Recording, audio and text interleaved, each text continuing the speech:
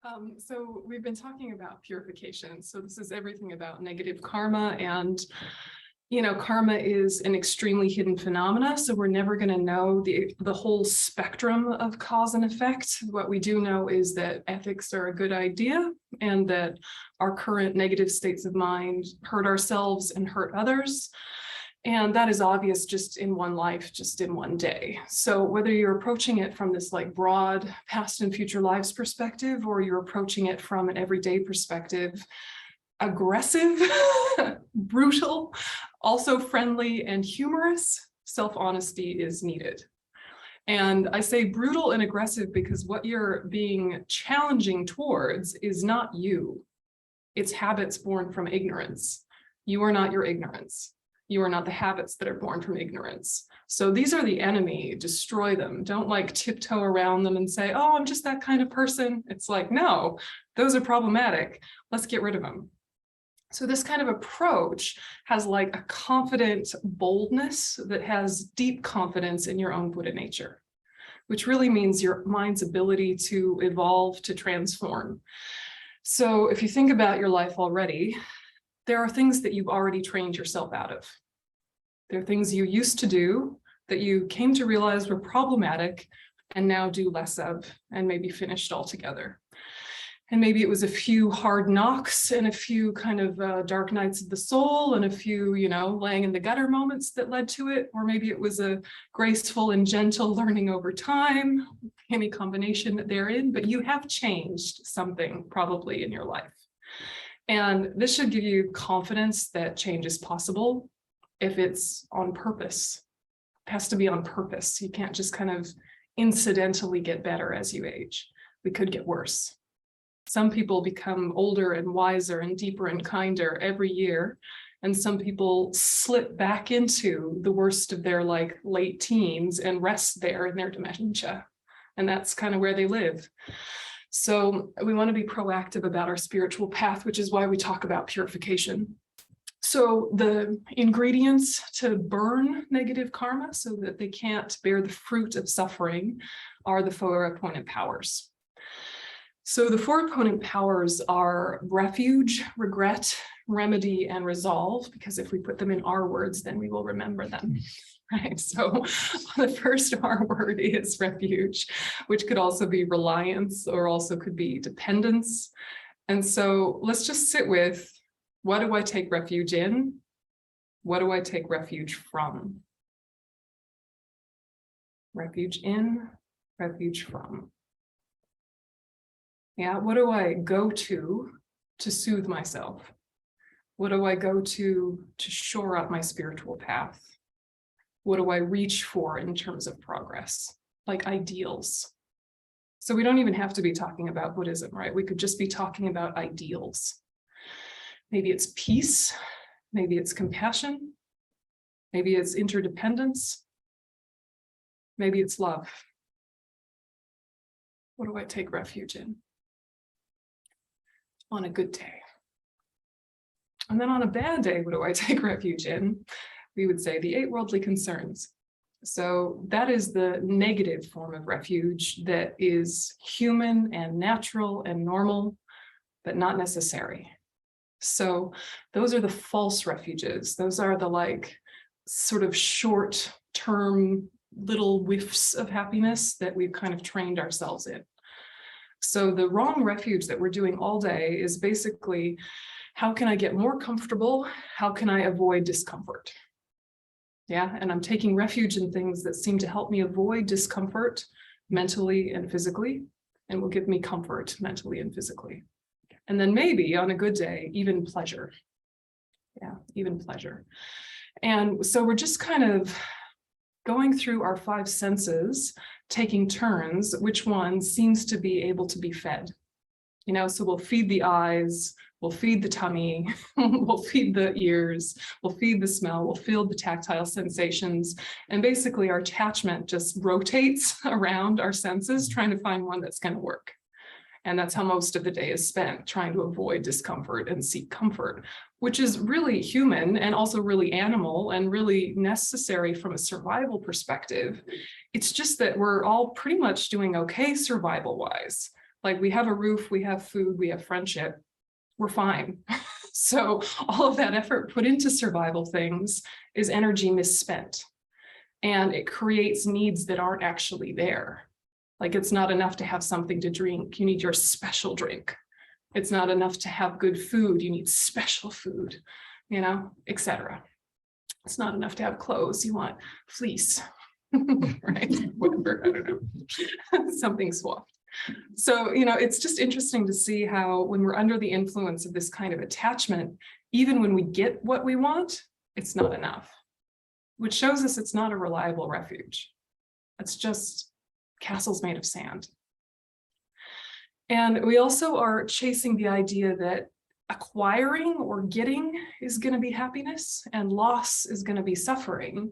So we take refuge in things that seem to help us acquire or prevent us from losing.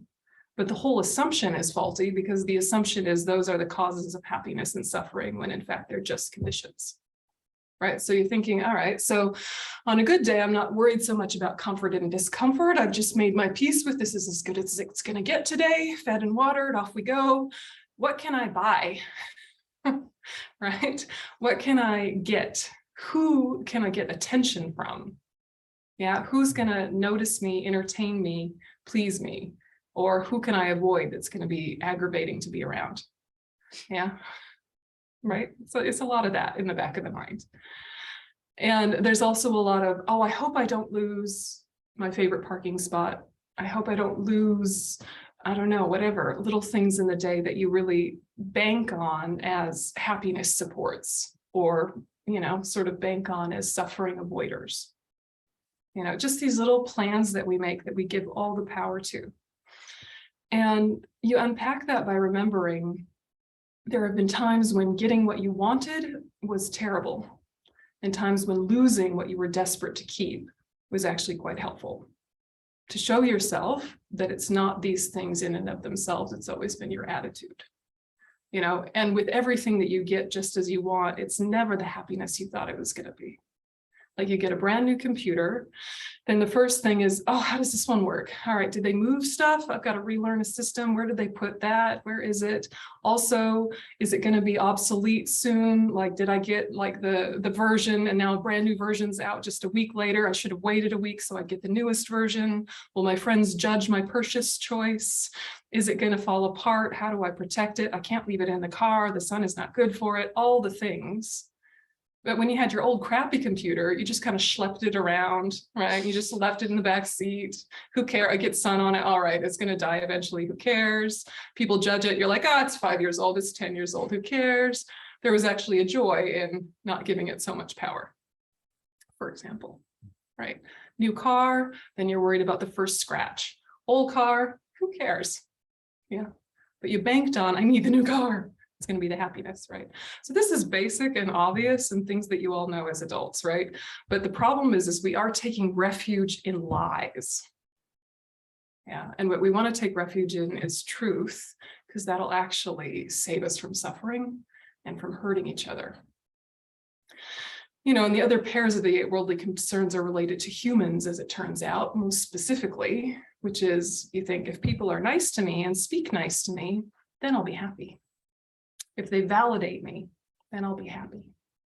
If they're, you know, clever and entertaining and humorous, then I'll be happy. Assuming that is always the case. Assuming that their motives are clear. Sometimes people validate you because they want something.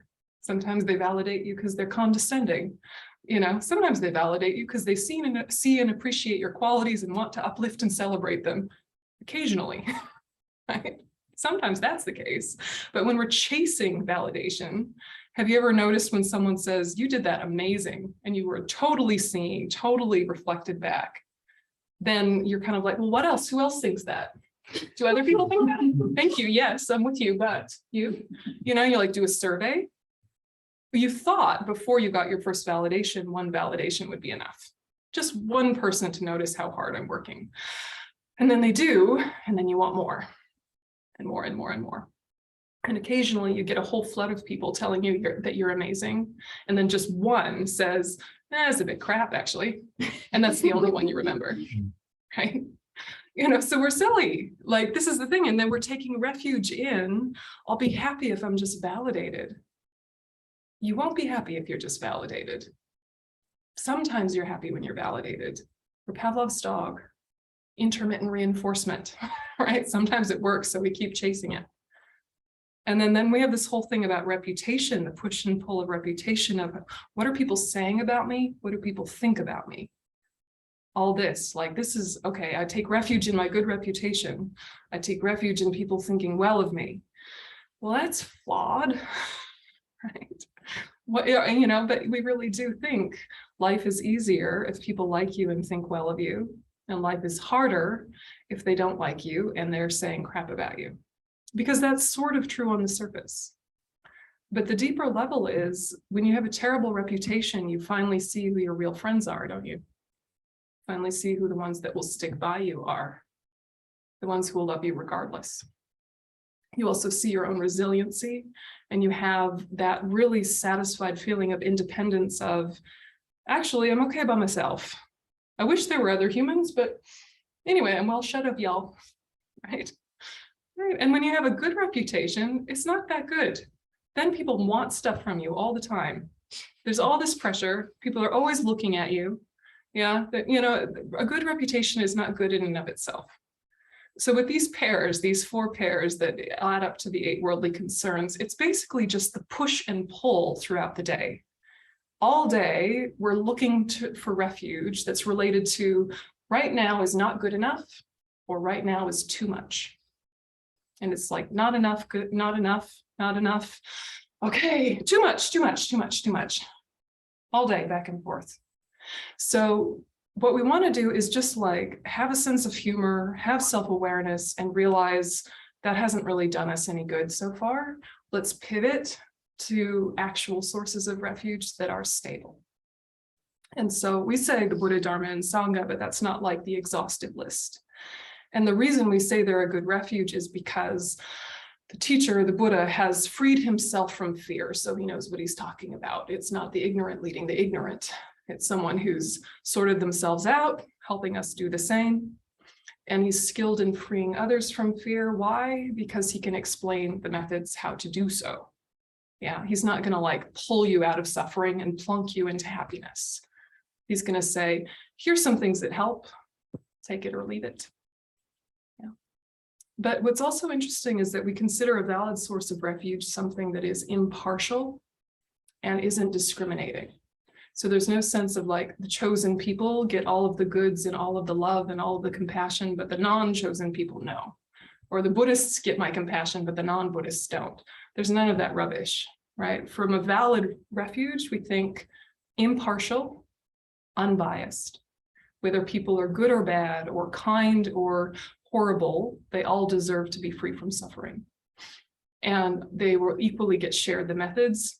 It's totally up to them which bits they take. So these are the things that we want to look for with a real refuge. And then we approach them with this idea that we are fundamentally have the potential for health, but right now are sick. And the sickness is extra and is not us, but we have a fundamental kind of ability for health and well-being and vitality that right now is being kind of squashed by karma and disturbing emotions. So if you have this idea of, I'm a bit sick, I'm a bit unwell, then you approach the Buddha as like the doctor giving the prescription. The Dharma is like the medicine that you actually take. And the Sangha is like the nurses that help you with dosage and side effects and maybe a few steps ahead of you so you can kind of see where you're going.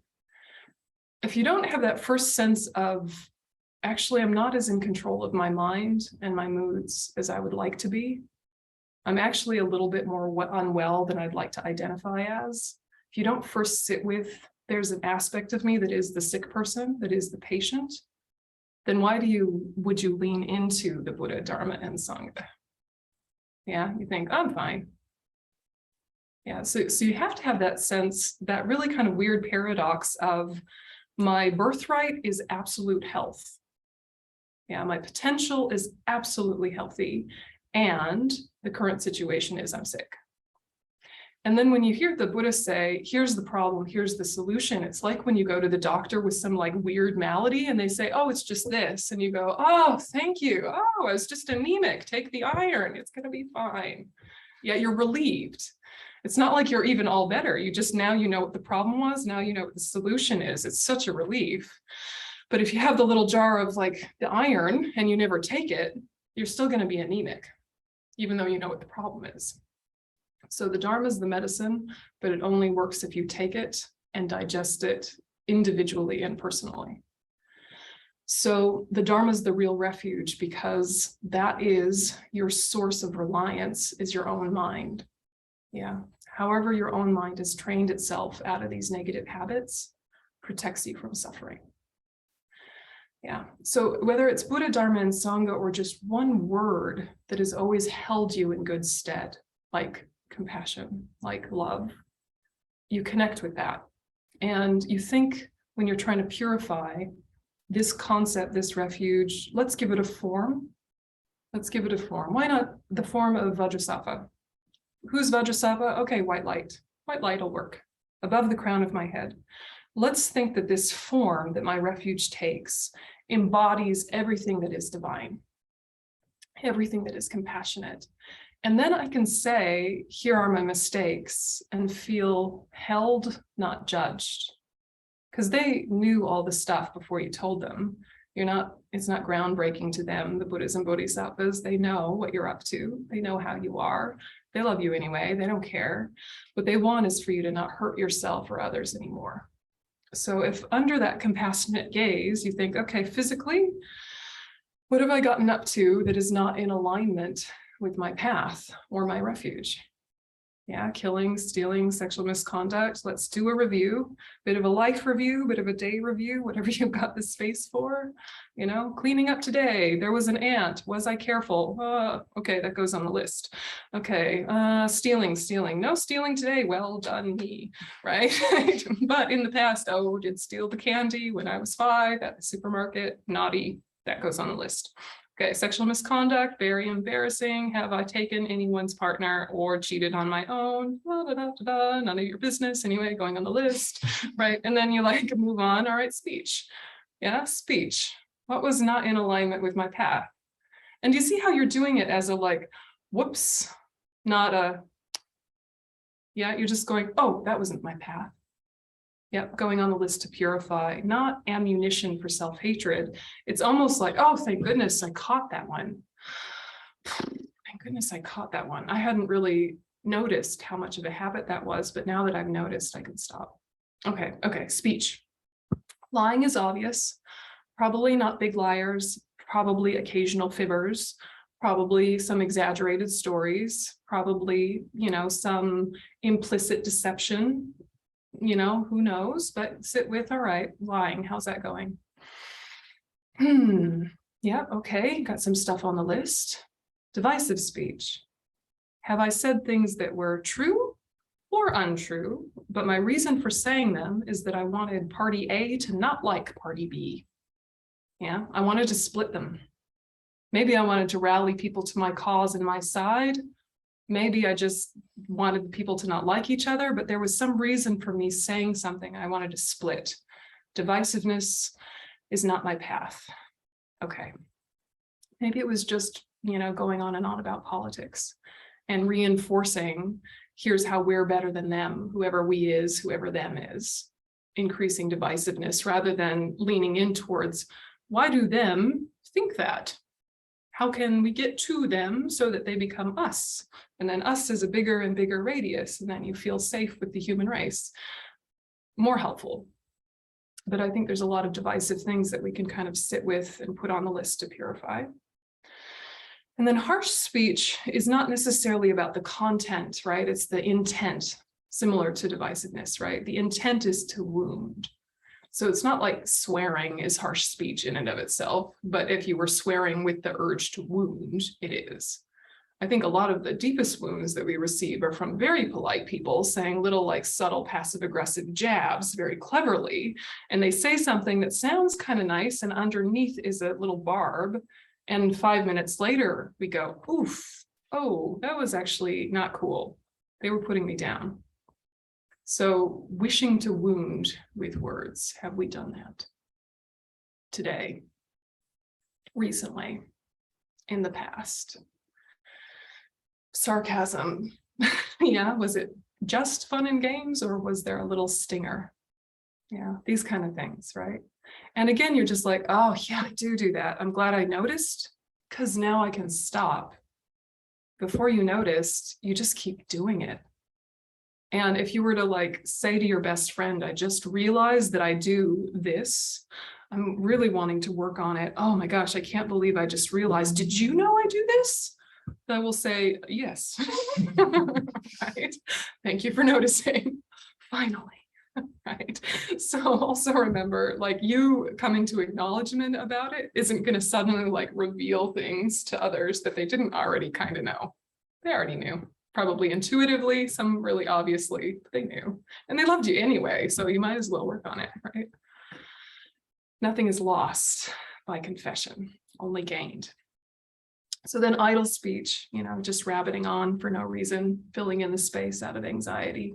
Classics, yeah. So again, not the content, but the reason. Okay, so you got your speech list, and then you have your mind list, which we say covetousness, ill will, wrong views, but maybe it's easier to think attachment, anger, ignorance. Okay, what's my mood like? When have I had the opportunity to elevate my mood, but I chose not to? So we're not beating ourselves up for just kind of the default habits that come out of habit. It's when we have the thing arise, like the grumpy arise, and we give in.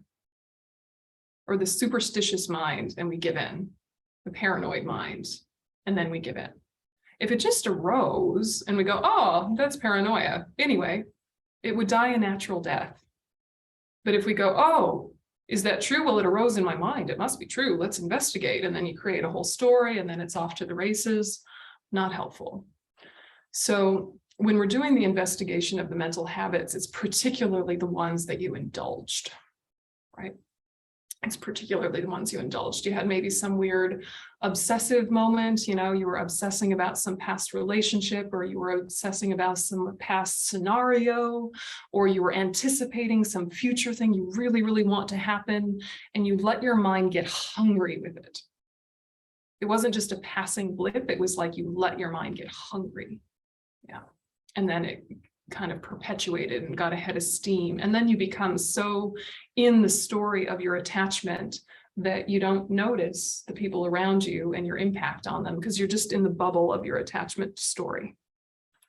Happens to us all.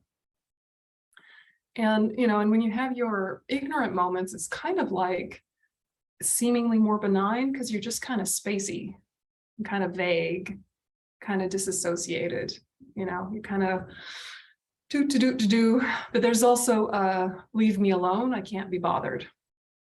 Yeah, leave me alone, I can't be bothered, that vibe. So you're just kind of like thinking through the day, and is there a trend? Like sometimes like you wake up angry, and then you have ignorance most of the day, and then around evening attachment. Like that. Yeah. Could be, often is. Grumpy, grumpy, grumpy, disassociated, disassociated, full of attachment, and sleep and start again. We each have our different vibes, but it's interesting to examine. Or maybe you wake up all full of attachment, you want your warm, cozy bed, you want your hot cup of tea. And the way you know it's attachment is if it didn't get what it wanted, are you pissed off? Right? If you didn't get what you wanted and you were okay with it, probably not attachment, you're fine. It was just a preference. Right? Like, I wanted coffee, I'm out of coffee, guess I'll have tea. And if you're like, who had the coffee? Okay, that was attachment. Right. So, with this power of regret, you're just trying to be really, really honest, really, really clear. And that alone starts to change the pattern. And you haven't even done the meditation practice in its full-fledged form, just noticing how you are. Yeah, because it's not you, it's just habits.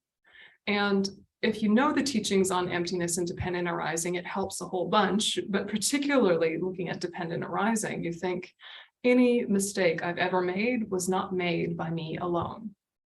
that I made it. It's my responsibility. I need to purify it. And childhood, parents, socialization, weather that day, blood sugar level, etc. Many things coming together, and then you did the thing. One or two things different, you would have made a different choice.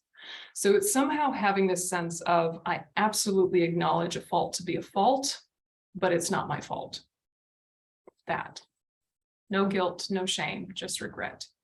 Yeah, like, oh, I thought that was a good idea. Turns out it was a bad idea. Whoops. You know, it's the whoops. Yeah, then it's not such a big story. Okay, so then you do a remedy, and we're going to do the remedy of the Vajrasattva practice, but you can do also anything that just like stands in opposition energetically to the wrongs you've done. So, you know, you could pick just one thing as your project, like divisive speech, you know, and say, okay, I've really been going on and on and on about my sister or whatever. Yeah, and she did something that I didn't like, but now I've just basically told everyone in my life several times about how annoying it was. Everyone in my life knows how mad I am at her, except perhaps her. Maybe I should have started with her. Weird. Anyway, so everyone else knows.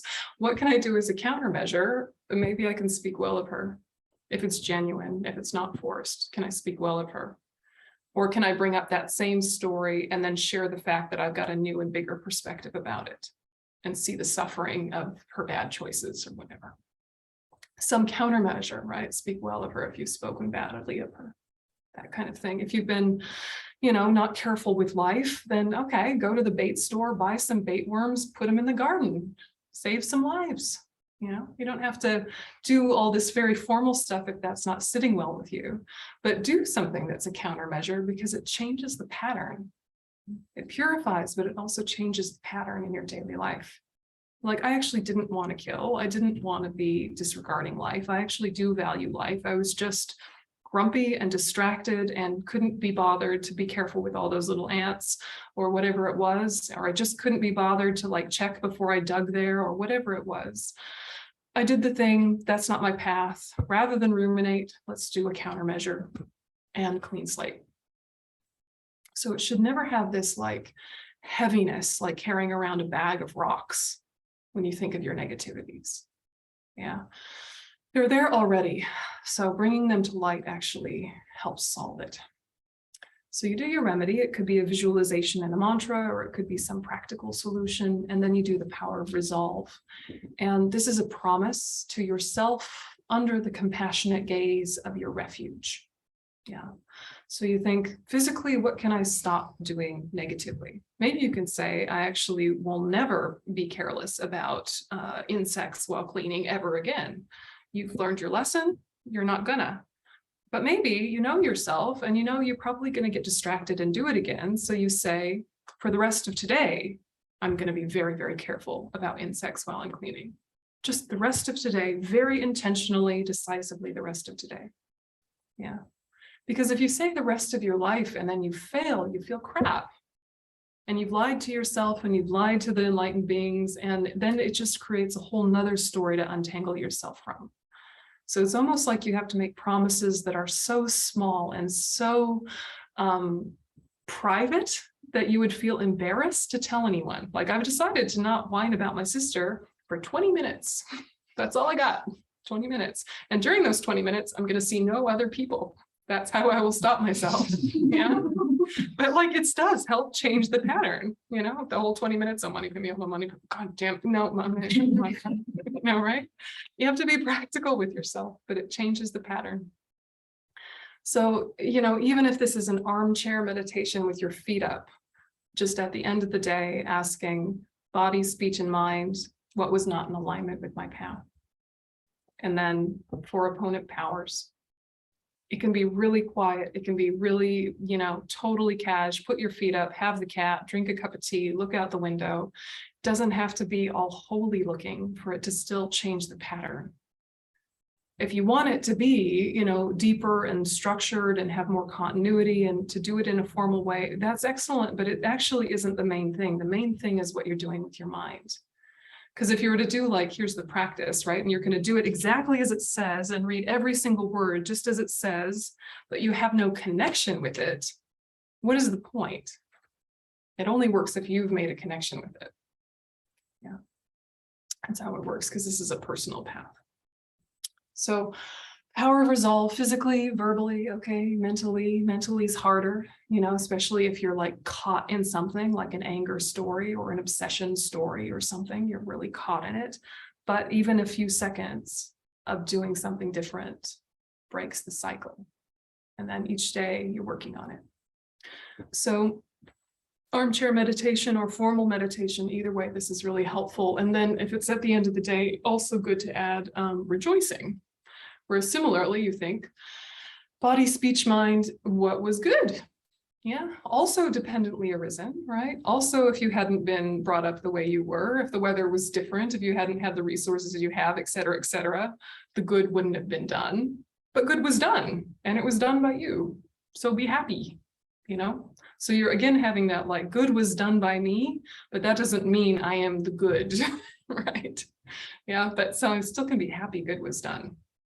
So you think, okay, physically, helping people with that, helping people with this, carried that, chopped this, whatever, just kindnesses, gave a friend a shoulder massage, saved the bug that was drowning in the dishes, whatever you were doing, fed the cat, right? Cat is happy about that.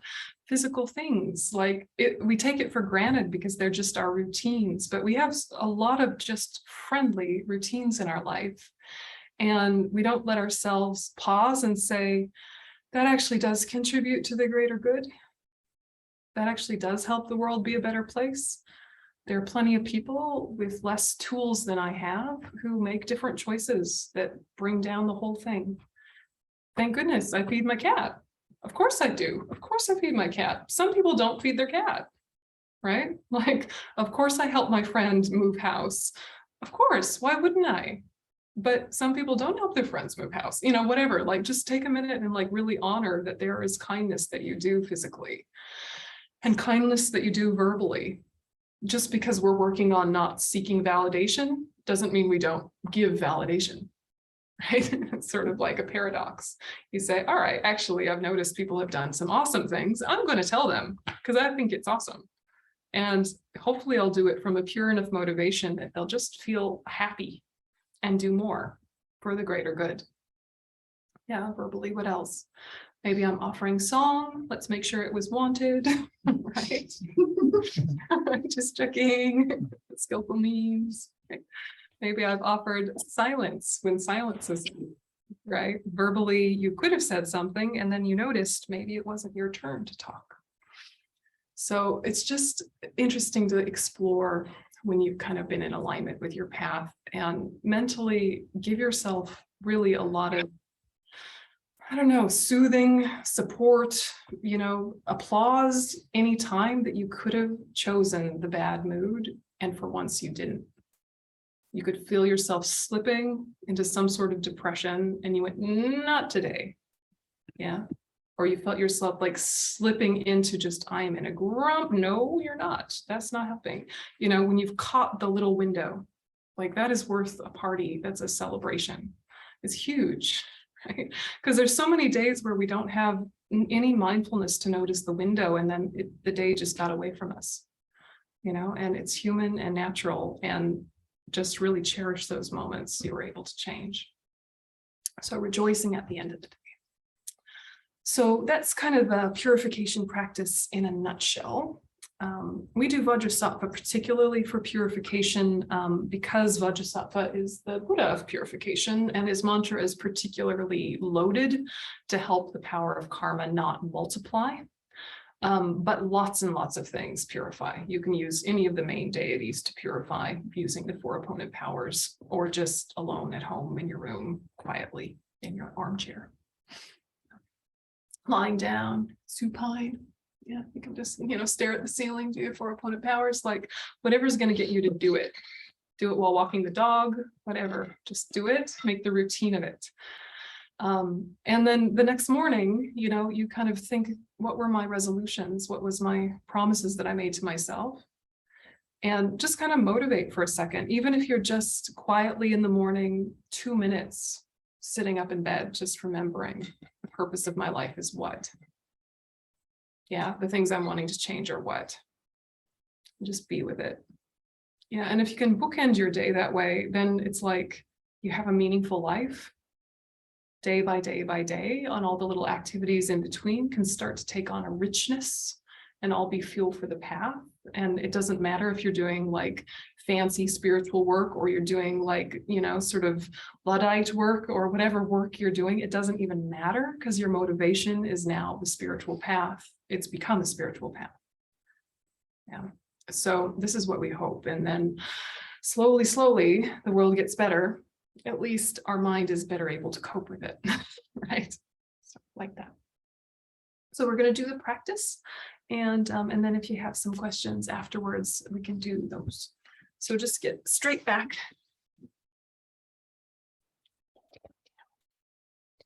And if you need to add a cushion or subtract a cushion or whatever you need.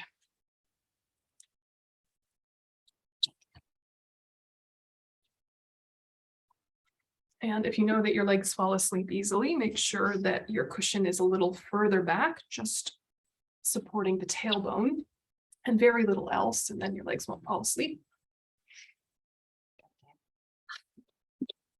And if you'd like, you can have your hands in the Tibetan Buddhist meditation position, left on the bottom, right on top, 2 thumbs touching in the lap, or just whatever you're used to or are comfortable with.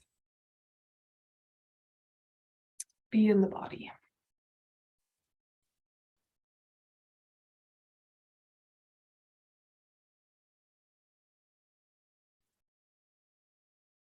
And let your focus travel up and down your spine, encouraging it into alignment.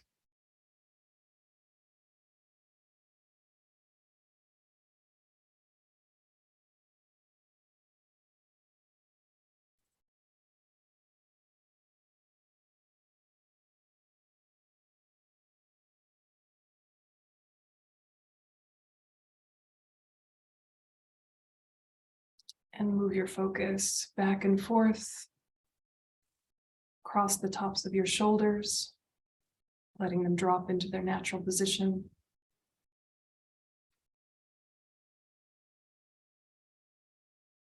Back and forth across your hips and your knees.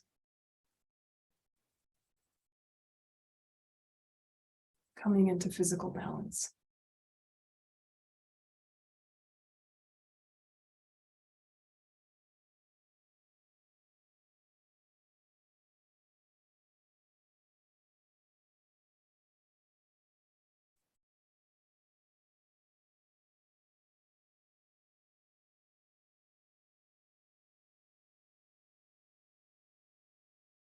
And shift your focus to the breath.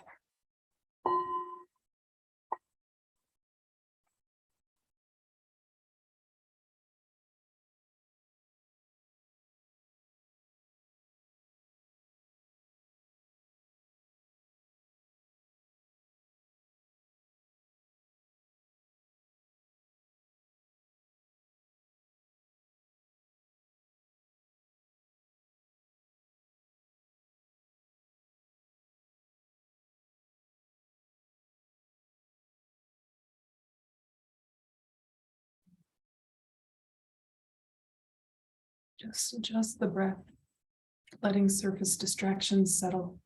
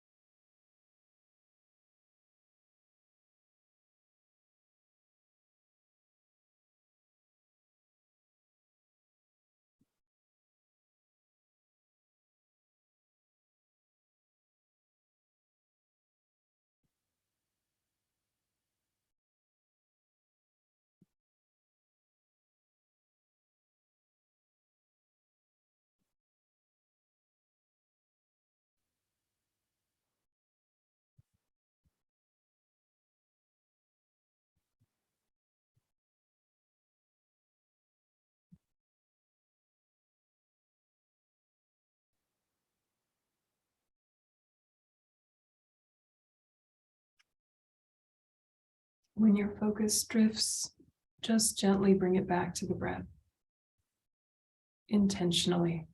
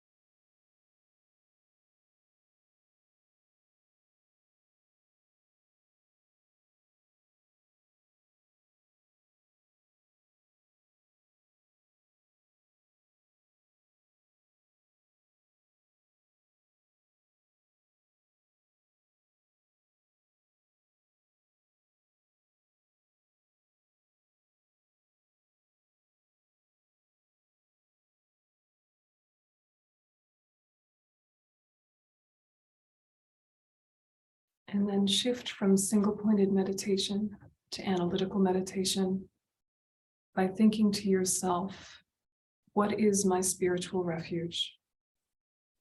What are the words of it? What is the felt sense of it? What do I rely on as my path? Explain it to yourself in your own mind. Let it connect to your heart.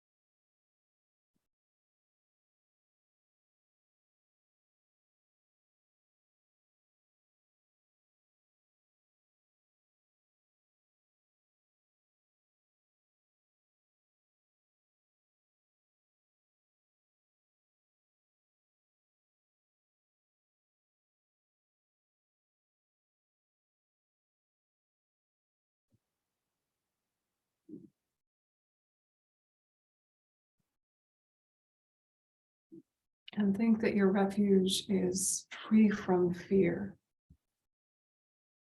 That this refuge has stopped karma and disturbing emotions and has developed the mental continuum completely, whether you call it Buddhahood or something else.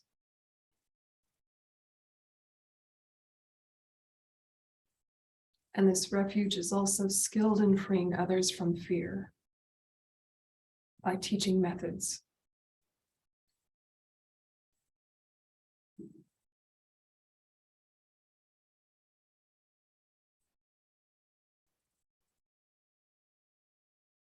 This refuge helps all sentient beings impartially, has perfect compassion, no bias.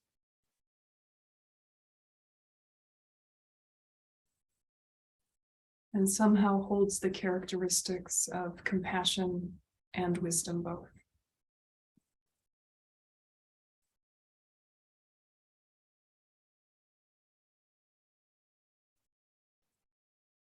And so taking your idea of refuge, as well as any of those Buddhist ideas that you resonate with, imagine that they take form above the crown of your head. The form can be simple white light in the shape of a sphere. And if you feel comfortable, you can place in the center of that the figure of Vajrasattva. Brilliant white, made of translucent light. One face, two arms, seated in the Vajra posture on a lotus sun and moon disk.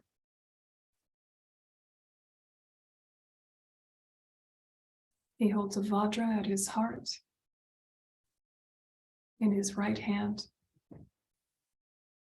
and a bell in his left at the knee.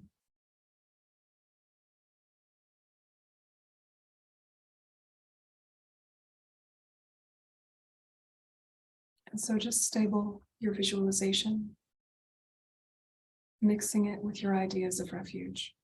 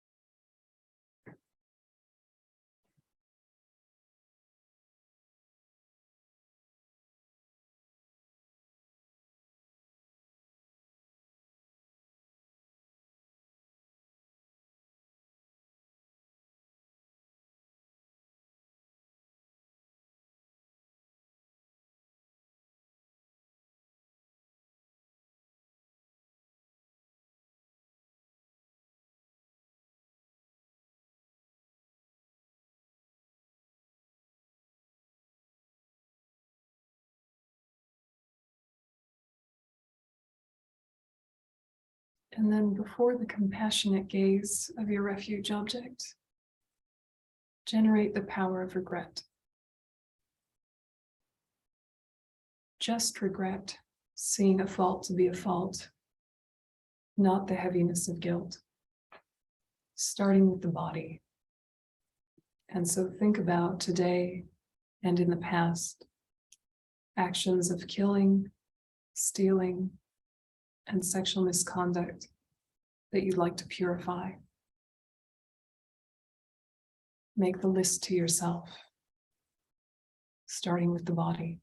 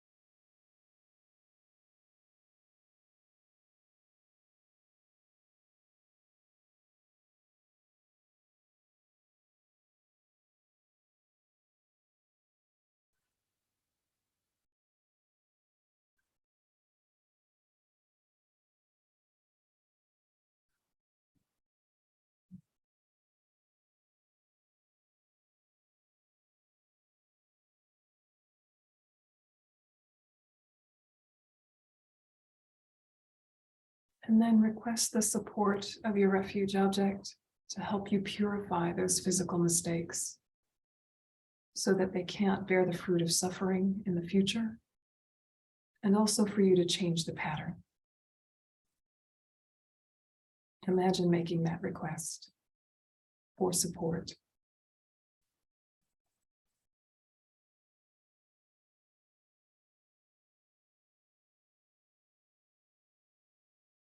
And in response, Vajrasattva, or the simple white light, sends down a stream of white light down through the crown of your head. White light down and through your whole body, flushing your system clean.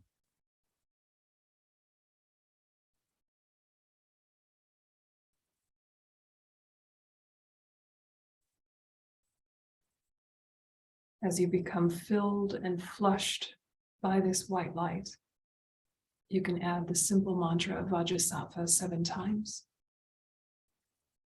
Om Vajrasattva Hum, Om Vajrasattva Hum, Om Vajrasattva Hum, Om Vajrasattva Hum, Om Vajrasattva Hum, Om Vajrasattva Hum, Om Vajrasattva. Hum. And repeat that mantra under your breath a few times, together with the visualization. Om Vajrasattva Hum.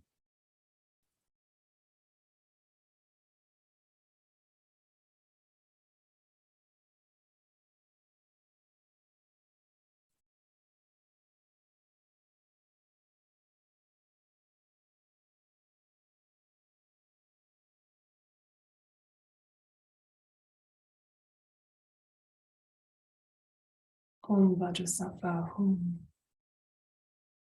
And then shift to thinking about negativities of speech, generating that power of regret, thinking about today and in the past, actions of lying, divisive speech, harsh speech, senseless speech. Just making that list before the compassionate gaze of your refuge.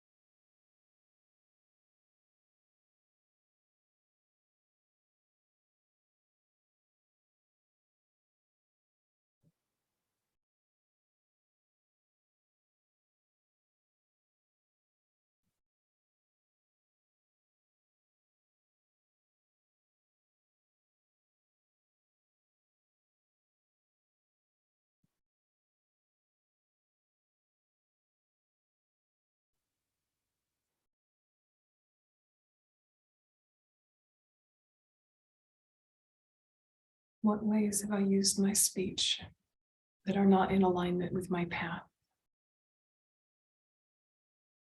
Just laying those bare.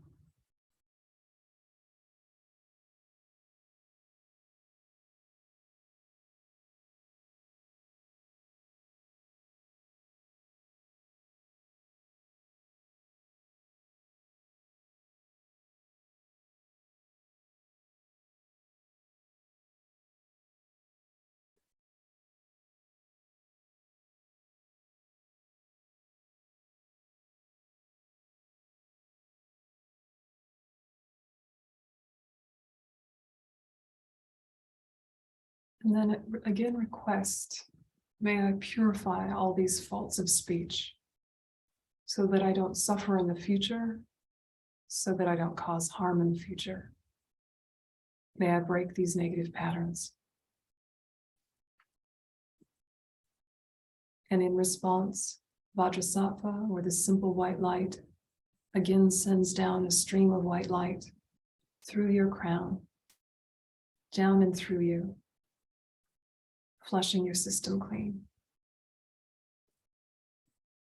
Radiant white light filling you up, as well as moving through and out, dispelling all of that negative karma.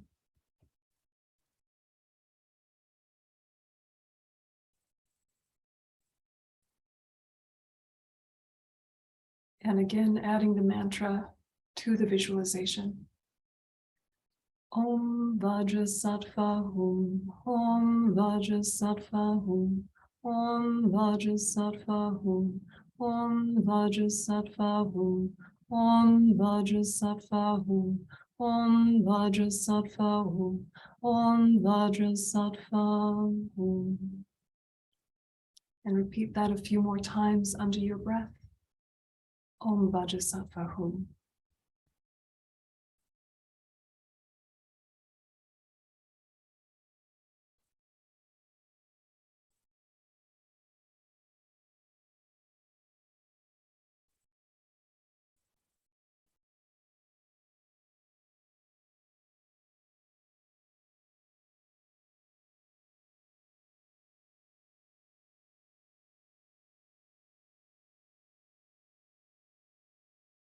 Om Vajrasattva Hum. And then shift to mind. So what negative habits and actions of mind need to be purified? What patterns do you want to change? So thinking in terms of covetousness or attachment, ill will or anger, hatred, wrong views, ignorance, etc. Just check in what your mind has been up to. Making the list.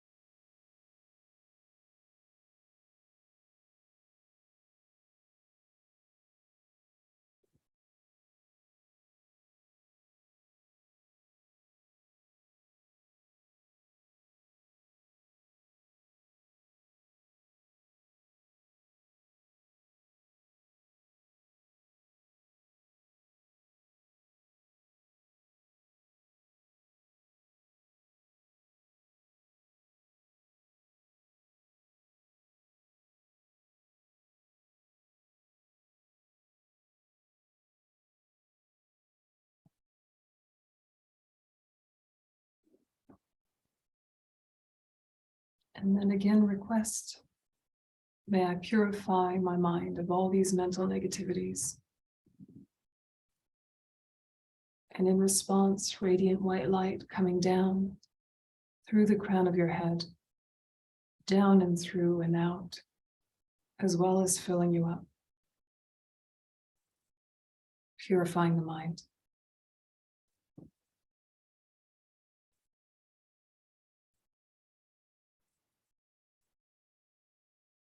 And add the mantra.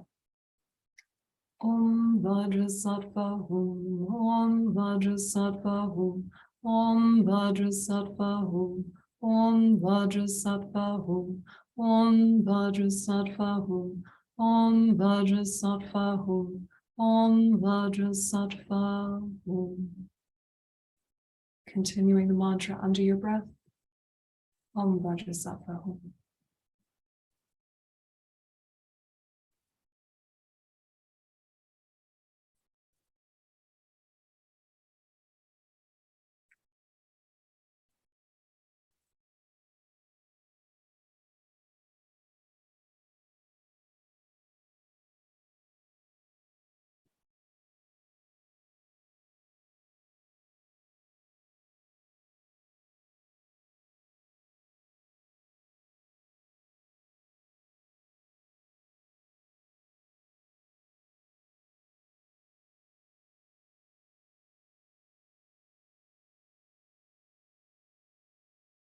Om Vajrasattva Hum. And now think, what can I practically promise? Ways I can change the pattern, physically, verbally, and mentally. Just make very practical, small plans, ways that you'll change the pattern. Generate that power of resolve.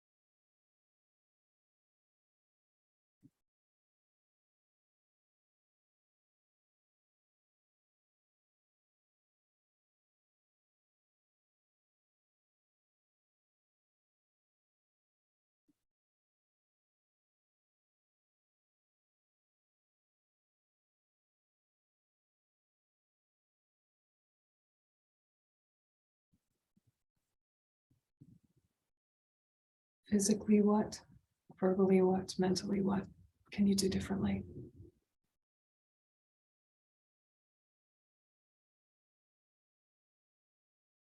And for how long?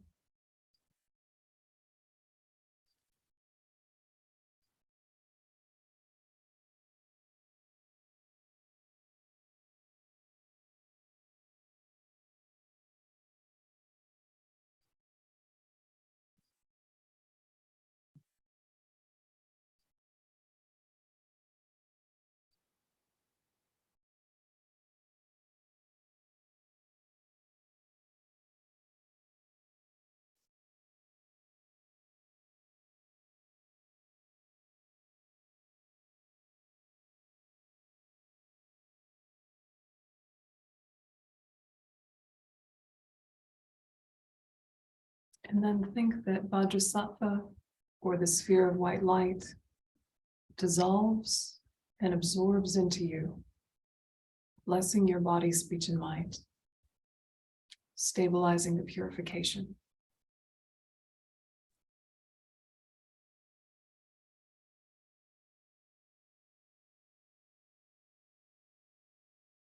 And we dedicate thinking through the power of this practice. May we develop our mind to its utmost extent in order to benefit all living beings.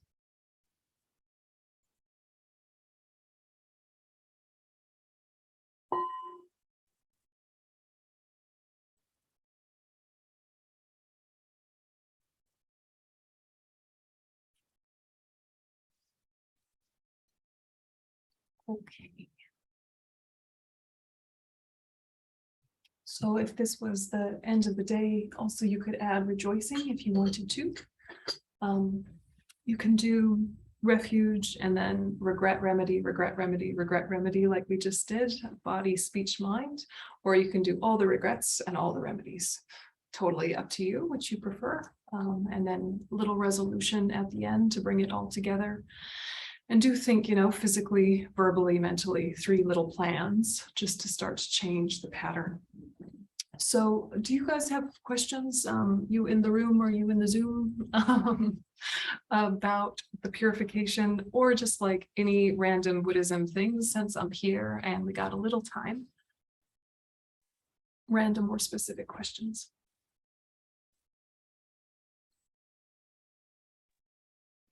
The Zoomers are quiet. I do.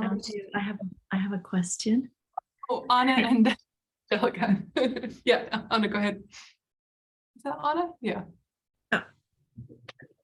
Me? Oh, no, it's not.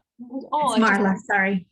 Yeah, I have a question. If you purify something in the past, and at the end of the purification, you see that it's completely gone, it's completely purified, but the next day you get up and you do it again. So I'm a little confused by this. When is it really, really gone? Well, you purified, but that doesn't mean your habit changed. Yeah, that doesn't mean your habit changed. So then you created a whole new one. Yeah. Mm-hmm. So really, we're not going to be able to fundamentally change until we realize emptiness directly, but we can definitely stop our mistakes from getting momentum and causing us suffering in the future if we purify each day. So if you don't do those things anymore, but it was maybe something that was significant that has stayed with you, but you don't do them anymore, is it actually been purified then? And can you let it go? The purification isn't about whether you'll do it again or not. The purification is, did you apply the 4 opponent powers? Mm-hmm. Now, also stop the habit altogether. That is pro level excellent. Right? But it actually is purified if you apply the 4 opponent powers. You're also wanting to use that as the opportunity to change the pattern and change the habit, but changing the pattern and the habit isn't the main component of purification. It's just those 4 opponent powers. So when you do the power of resolve, that finishes it. But sometimes the power of resolve is just until tomorrow, I won't do the thing. Knowing that as soon as you're distracted or the situation comes together again, you'll probably do it again. But that doesn't minimize the purification that you've done. Does that make sense? Like Yeah. the changing and the purification are two separate projects. We just put them together because they obviously go together, but they're two separate things happening. Okay, thank you. Yeah. Yeah. Jennifer? Well, my question is, I mean, obviously this practice is a way to work with feeling bad about having regret about something. Yeah. But my question is kind of like, sometimes when that comes up for me, it's like I get really hard on myself for it. Yeah. And there's kind of almost this like obsession about, oh God, I can't believe I did that, like so bad. And, Yeah. just kind of how to work with that so you don't get stuck in the like Yeah. Absolutely. Just the, self-criticism, I guess. oh, yeah, totally. We're all with you. We're all with you. I mean, part of it is that the way we were brought up, even if you were brought up with groovy hippie parents, as we both were, groovy hippie parents, despite the groovy hippie parents, still the way that society is structured kind of builds in the fact that we should have guilt, shame, and bad feelings when we do the wrong thing, which is not at all the Buddhist way, but we tangle it together. And what's weird is what we do is some part of us even says, if I feel bad about it, that makes up for it. Or I have to feel bad about it because that's part of making up for having done it. And that the feeling bad is the payment I make. Yeah. To kind of compensate for going off, you know, and I mean, even on a bad day, like on a super ego day, if someone says, oh, you did blah, blah, blah, you go, yeah, but I feel bad about it. Like that's also like your permission to keep doing it. As long as you keep feeling bad about it, you don't have to change also. So there's all this like weird extra stuff that is not the Buddhism, but creeps into our psyche. And then there's also just the way that we identify with our mistakes, you know, and we think our mistakes say something about who we are fundamentally. And that's a symptom of like grasping itself. And so if you can think, absolutely, those are negative things, and they actually don't have anything to do with me. They just live here, you know, and the analogy I always give is like a skin cancer, right? Like if you notice you have skin cancer, you're like, uh-oh, take it off. But it came out of you, but it's a distortion. It was, you know, it's malformed cells. It's wrong. It's get it off. You don't think, no, my precious, don't take my precious, right? I'll just burn it off, get it off, you know, but we treat our negativities almost like they are some fundamental intrinsic part of ourselves. And to get rid of them would be getting rid of some aspect of ourselves, like chopping off an arm. You know, and it's like, I don't like it, but I need it, you know, and so we want to make sure that we're seeing it more like it's a skin cancer, like malformation coming from the ignorance and coming from all of the innate ignorance that we all have that is not unique to any of us. The display of it is unique. Like we all have innate ignorance about how we exist in relation to others and all of the world. And then how that's played out has been very specific to the conditions in our life. But the ignorance is the same. So there's no reason to think you're any worse than anyone else. There's also no reason to think that it's you. It's just so familiar to identify with the mistakes. So I guess the one piece is feeling bad about it doesn't compensate for it. So why hurt yourself further? And then the other piece is identifying with the mistake actually isn't truth. You're not that. That's not you. And anyone who had lived your same exact series of lifetimes would have made the same mistake. It was a coming together of countless conditions. So you're just doing that delicate thing of taking responsibility without taking fault. It's not your fault. Nothing you've ever done is your fault, but it's your responsibility. And nothing good you've ever done is like you primordially, you know, also like it goes both ways, right? So you don't have pride about your good stuff either. You just think, oh, that was fortunate. Those things came together. Hooray. Just like with the bad stuff, you think, oh, that was unfortunate. No, sorry, everyone. Yeah. So somehow having that like space. It happened. It was unfortunate. It's not me. It's not my fault. And then when you've got enough space from it, you can very gently, without getting sucked into the like depression vortex, very gently ask, okay, what role in that whole mess is something I might still be doing? You know, like, am I still indulging a certain mental habit that could lead to a similar mistake again? So when you have enough space and objectivity, then you kind of can start exploring and teasing it out and go, well, actually, a lot of that I would never do again, because those conditions can't come together like that again. I don't really have to worry about that happening. It's done. That's not happening again. But then there are a few things where you're like, oh, actually, that could happen again if I keep thinking this way. That, yeah. We wish the hippie parents had been more impactful, but society got us. Curses. Yeah, other questions or thoughts? Erin has one. Oh, Erin, yeah, go ahead. Zoom cube.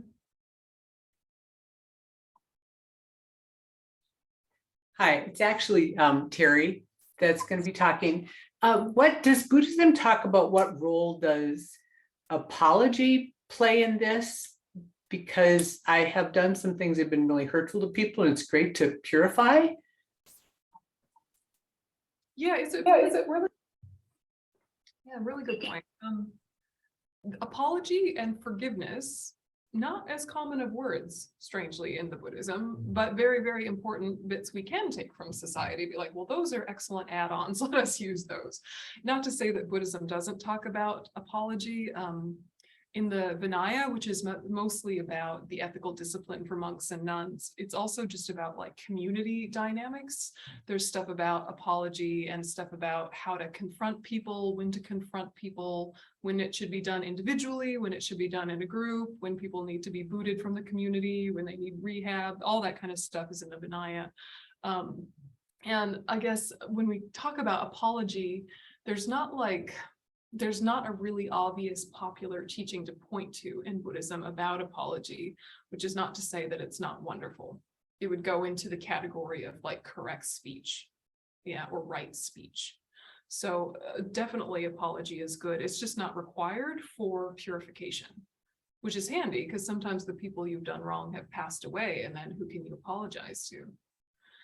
Similarly with forgiveness, there's a really beautiful book by His Holiness called The Wisdom of Forgiveness. And it's a good way of bringing together the way we think about forgiveness and the way Buddhism thinks about forgiveness. Really, for us, forgiveness in a way goes without saying because we're working on realizing emptiness. So there's no, what are you holding a grudge on or to if all of that is dependent arising? Yeah. So forgiveness kind of is like the collapse of identification. Rather than thinking, you did me wrong, you meditating on emptiness and realizing, well, that happened, that happened, that happened, that happened, that happened. All of that came together and landed here. And all of my stuff came to it. And that interaction of countless conditions meant I had pain that day. You know, so who's to blame? Who's to forgive? You know, all that. So we're trying to kind of work on that subtler level using wisdom when we're looking at forgiveness, which is not to say just good old fashioned forgiveness isn't amazing, because it really is. But again, you know, they don't have to be in front of you to forgive them too. That's helpful to know. Yeah. Yeah, Anna, go ahead. I see your little yellow hand in the corner emoji. Venerable, I really wanted to thank you for something you said yesterday. And, I talked about one of my afflictions, I'm cutting back on the habit of, sometimes defending myself and working on it. And I just love that I felt a sense of relief and permission that there's a very good chance I'll do it again. And I actually felt relieved hearing that somehow. I love that I'm better aware of it, and I appreciated that it's human to make that mistake again, and not to go further with it. Like, I'm just very grateful. I felt lighter when you said that. Good. Because I mean, this is the problem, isn't it? We know better way before we do better. Like before, eons before, lifetime before, we know better, and then we can still keep doing it, and then you're like, this is embarrassing. But the knowing better does interrupt the momentum and slow the momentum and make it less frequent, less intense, whatever the thing is. So assume you'll do the wrong thing again. Plan on it. You will make mistakes, assume you will. But if you know what the mistake potential spectrum is, then you're way more on top of it. And the duration sometimes is shorter if you've really thought about it.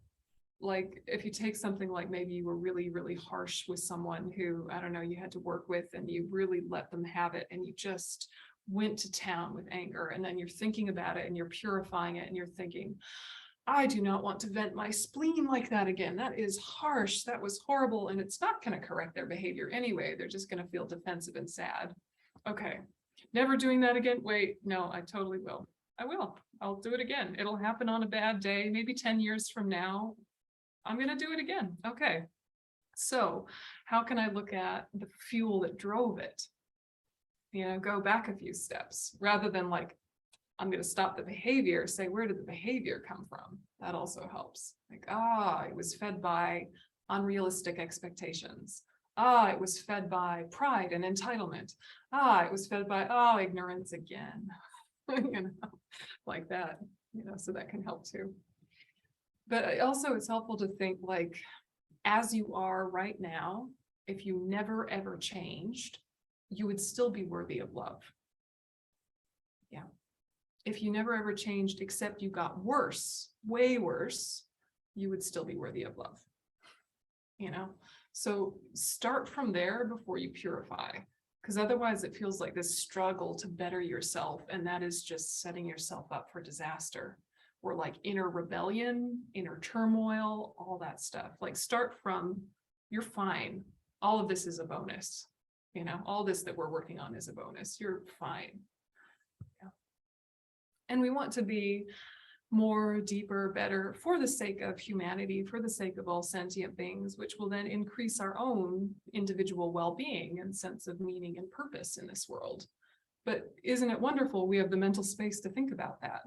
Like it's a bonus, so starting from there. Other thoughts, questions? Zoom or room? It's interesting when you're answering Angelica's question, I hadn't thought of the guilt or regret in the form of like penance or payment. So the thing that I found with some Vajrasattva practice is, when it's with myself, I can make that peace. But when it's interacting with others, there's that habit nature of payment. And so with, I've noted, and I've been noticing this a little bit with the Dharma community, the acceptance and the letting go, but then dealing with, friends and family outside of this little redwood forest we're in, sometimes it's almost like it's so easy to fall back into the habit. Yeah. Because it seems like that's almost like the transaction of forgiveness. Right. Yeah. Is there any advice on how to protect the mind but not be cold and reserved with others? Like they have to feel bad about their mistakes in order for the next, or they have to chapter. See like I'll just go right into it. Like let's say hypothetically a mom raised Catholic, almost needs to see that penance and pain to forgive the child. Yeah, you have to feel bad about it, otherwise I won't forgive you. Right. Yeah, that. Like how to make peace with something like that. Just go, you're not supposed to be. I'm grown up. No, I mean, honestly, that part of our culture is just, it's painful and it's so built in. And I think that there's an argument for sometimes going through the motions for the sake of where someone's at. If you can do it in some sort of genuine way, of look, here is, I genuinely acknowledge my fault here, genuinely. No excuses, even though I know all the causes and conditions and all the things in the background. For you in front of me who needs me to say it, I did the wrong thing. I did the wrong thing. And what can I do to make you trust me again, forgive me again, whatever, say the things with the humbleness that is genuinely there. You don't have to beat yourself up internally, like she's not in charge of what you do in your mind, so internally you don't say, and now I have to go to my room psychologically. Right? Right. It's hard because we get so hardwired, so hardwired. But there's a skillful means of what is our dynamic already, and where is there actually opportunity for new ways of communicating, and where isn't there? Because I can't just bust down the door and force a new way of communicating just because I know that way is unhealthy. It's like, it might be unhealthy and it might never change. And she is okay and worthy of love just as she is. And if she gets Alzheimer's and dementia and gets way, way worse, she's still worthy of love and all the things. And I don't deserve to be punished or feel crap or take on board all of that baggage that, she came by it honest. That doesn't mean I have to take it on and then pass it on to everybody in my life. The buck stops here. May the madness end here. Right? But yeah, it's somehow doing that thing of, especially with family, is thinking, okay, what affect do they need? Like, what behavior do they need to feel placated, to feel seen, to feel heard? But you not fall into your old habit of, now I have to cringe and feel shame and feel ashamed and whatever, all that stuff, like having that, no, I don't need to feel bad. I need to have regret. Regret's useful, guilt is not, and having that. So before you enter into the fray, it's helpful to have the plan. And I'm a big fan of a short car meditation before going into the family home. Right? Park the car, then just stop for a second. Gather yourself and get out of the car. Yeah, time for maybe one or two more, and then we'll call it a session. Randoms are okay too.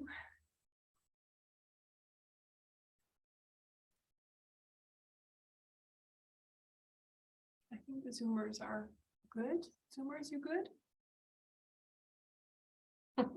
Oh, I see Zoomer Susan. Is it Zoom Susan? Yes. Yeah, I have a kind of random question regarding prostration. So there's something about the full prostration. I guess I'm very curious about the mindset. I can understand maybe a certainly great appreciation for all that Buddhism, the teachings have helped me. But I also think there's a certain humility, vulnerability, I don't know, giving up my ego to what the Dharma teaches. And I think I struggle when I get to that zone and I'm like flat on the ground. And I'm like, oh, this is a nice place for a nap, versus trying to get the mindset of, like, I feel like I get it when I'm more in like a depressive state. And for whatever reason, that melts my ego a little bit and I can really take it in and rely on, the Buddhas. But when my ego is feeling okay and I'm prostrating, I'm like, eh. So I was just wondering any guidance or thoughts on that. Yeah, I mean, you're going in the right direction, and prostration does help with pride for sure. I mean, just your face in the dirt, excellent for pride. But what you're thinking is also, I'm prostrating to my potential to be a Buddha. I'm prostrating to my own finished form as much as I'm prostrating to those who have already finished the path.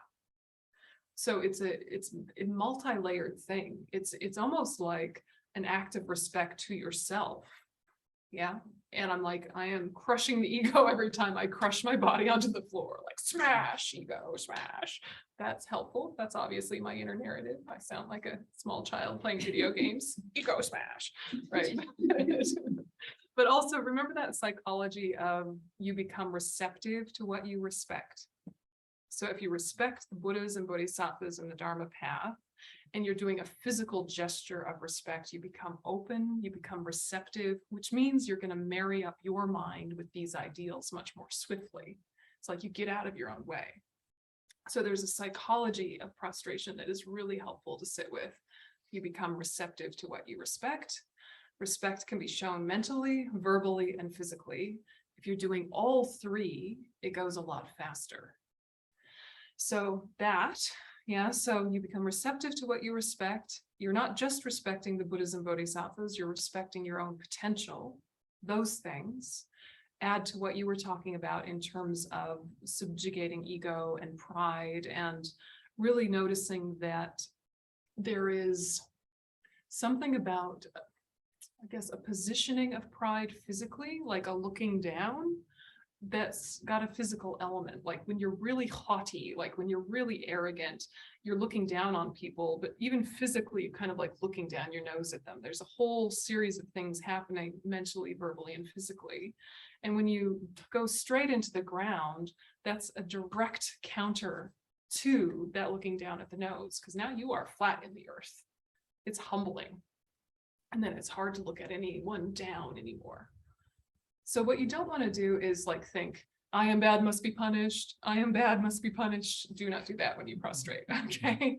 Smash ego, good. I am bad, must be punished, no. Yes, because ego is not you, it can be smashed, yes. But I am bad, must be punished, no, no, no. You have Buddha nature, you're wonderful, don't worry about it. Okay, so when you do prostrations, you're also accumulating physical merit. And we need physical merit for resources, for support in the future, for a healthy body, for flexibility. All of these things kind of physically at our level are important, even though ultimately they become less important the more developed you are. So you're creating the cause for healthy, appealing to others, strong body when you prostrate. Also, just in the immediate, it's very good for your channels. So there's all sorts of levels of why it's a useful practice. Those of you that have some association with yoga and stuff, I mean, when you see a full length prostration, isn't it like a fast sun salutation?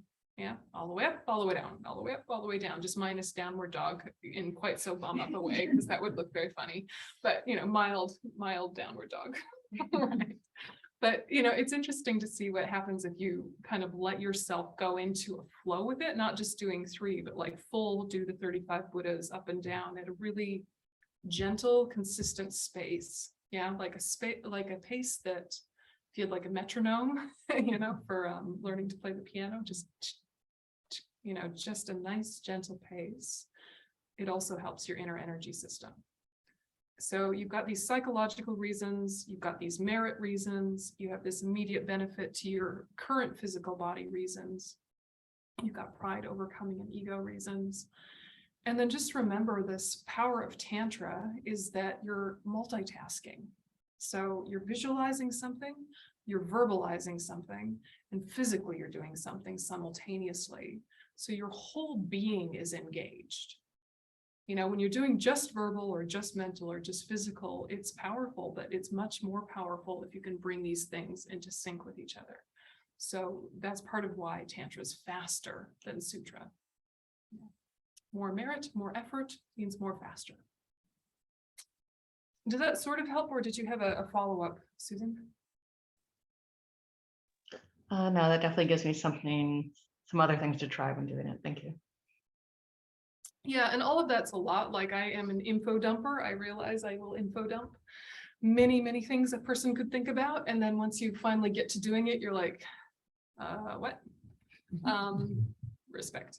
Right. You know, so these are just options. Just pick one that resonates, you know, pick one that resonates. And then when you feel mental space for more, then you can weave in more and return to different resources and gradually build depth that way. Anna, is that your emoji? Yes, it is. Eleanor, did you put your hand up before I did? Oh, Eleanor. You're okay? Okay. Venerable, I feel like this is going to be a silly question, but I really am curious. As I'm still learning the Buddha's names and I do the prostration, is it just me? But I think I also read somewhere, try to, in one prostration, say the Buddha's name the 3 times. Does that really happen? Because I feel like I have just enough time for one by the time I go down and up. And I know it's technical of a question, but just so I understand the practice.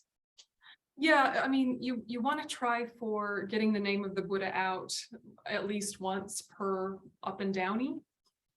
Yes, but if you can't, it's not the end of the world. Just try and be saying all of them. Yeah, say all of them. what happens is that it's like the mantra Om Mani Padme Hum, right? The first time you say Om Mani Padme Hum, you're tripping over it and you're trying to remember it. But then you've been saying it for 5 years or 10 years or 20 years, and it's like Om Mani Padme, Om Mani Padme, Om Mani Padme, Om Mani Padme, it just rolls off because of familiarity. So the similar thing happens with these names of the 35 Buddhas. And so it's not such a tongue twister to say, supreme glory, free from sorrow, I prostrate, like you just roll with it because you've said it a million times. So a lot of it is just familiarity. In the beginning, really do focus on verbalizing the names. That will hold you in good stead. And verbalize the names while marrying it up to the visualization, 1, 2, 3, like that in the rows. That also helps you memorize them, which is why I use this simple image where they're all in rows. Where is it? I feel like it's On the here. end. Yeah. Oh, it's behind Yeah, there. Yes. For you guys in the Gompa, sorry, Zoomers, you've seen it all day, it's fine. Yeah, like that. So if you get 3 out in one prostration, just keep saying it. Yeah, just keep saying it the whole prostration and then shift to the next one. So I've been showing you guys this video of the 35 Buddhas prostrations. Eventually you do it by yourself, and then it's like you're doing one Buddha and you say that Buddha's name as many times as you can during one prostration. Then you shift to the next Buddha as many times as you can during that one, like that. So logistically like that. And if you always use the recording, that's okay too, but gradually, if you can memorize, it's helpful. All right, Zoomers, we will call it a session. So thank you very much. I'll see you all on Zoom in 1 hour.